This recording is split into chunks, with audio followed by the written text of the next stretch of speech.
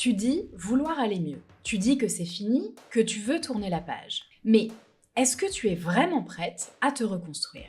Parce que vouloir aller mieux, ce n'est pas la même chose qu'être prête à changer. Reste bien jusqu'au bout parce que je vais t'aider à faire ce test. À comprendre si tu es vraiment prête ou si tu restes encore bloqué dans l'un des pièges invisibles de l'après-emprise. Quand on quitte un manipulateur, on pense souvent que tout va recommencer, qu'on va pouvoir respirer à nouveau.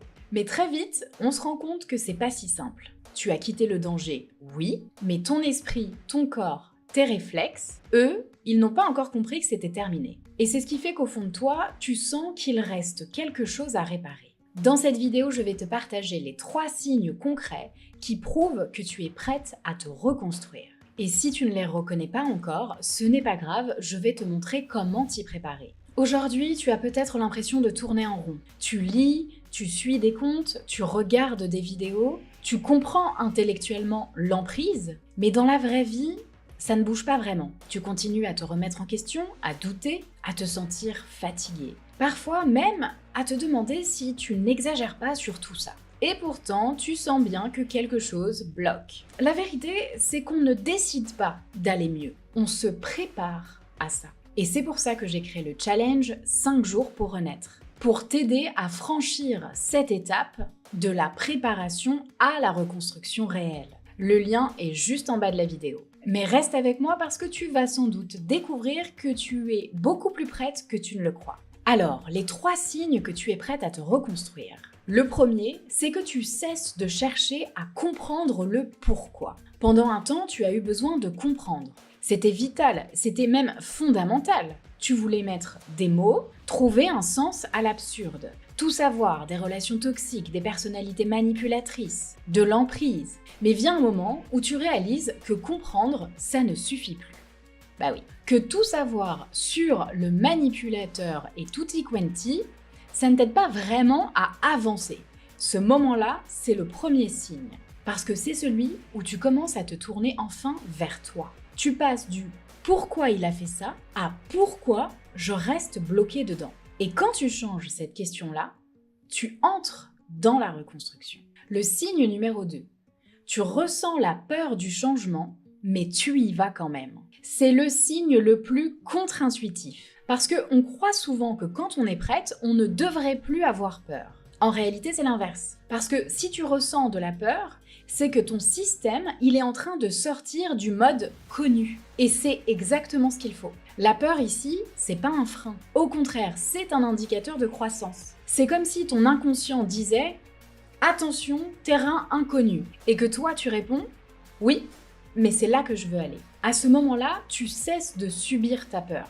Et au contraire, tu la transformes en moteur. Le 3e signe, c'est que tu commences à agir, même imparfaitement. Avant, tu attendais justement de te sentir prête. Et souvent, on peut attendre longtemps. Mais maintenant, tu agis quand même. Même si tu doutes, même si tu trembles, même si tu ne sais pas comment ça va se passer. La reconstruction, elle ne commence pas le jour où tout va bien. Elle commence le jour où tu poses une action, même minuscule, mais en conscience pour toi. Que ce soit participer à un challenge, t'inscrire à un programme, oser dire non, oser refuser une invitation, reprendre une activité que tu aimais, peu importe. Ce jour-là, tu reprends ton pouvoir. Être prête, ce n'est pas ne plus avoir peur. J'ai presque envie de rajouter « bienvenue dans le monde réel ». Même quand on n'a pas rencontré d'ailleurs un cher spécimen manipulateur, tout le monde a peur dans la vie. La peur, en général, elle est là pour nous montrer le chemin de ce qui est important pour nous. Si j'ai peur d'aller là-bas, c'est parce que dans le fond, ça compte vraiment pour moi. Être prête, ce n'est pas non plus être forte tout le temps. Être prête, c'est savoir que, oui, il y a encore des blessures, bien évidemment, comme chez n'importe quel être humain d'ailleurs, mais je choisis d'y aller quand même. C'est décider que ta paix, et même j'allais dire toi-même, tu comptes plus que ton passé. Et crois-moi, quand tu commences à poser des actions pour toi, la vie te répond. Des synchronicités, des rencontres, des opportunités, des déclics. Tu commences naturellement à attirer à toi ce qui est aligné avec la femme que tu deviens. C'est exactement ce qu'on va faire dans ce challenge. 5 jours pour renaître. Si tu ressens que cette vidéo t'a parlé, c'est que naturellement, tu es prête. Alors rejoins-moi dans ce challenge gratuit, 5 jours pour renaître. Du 20 au 24 octobre, je serai en live avec toi pour 40 minutes, tous les jours à 12h30. Et évidemment, tu auras accès au replay aussi. 5 jours pour comprendre ce qui se joue en toi, pour apaiser les blessures invisibles, pour amorcer véritablement ta reconstruction. Le lien est juste en bas de la vidéo. C'est pas une masterclass, c'est une expérience et je t'y attends.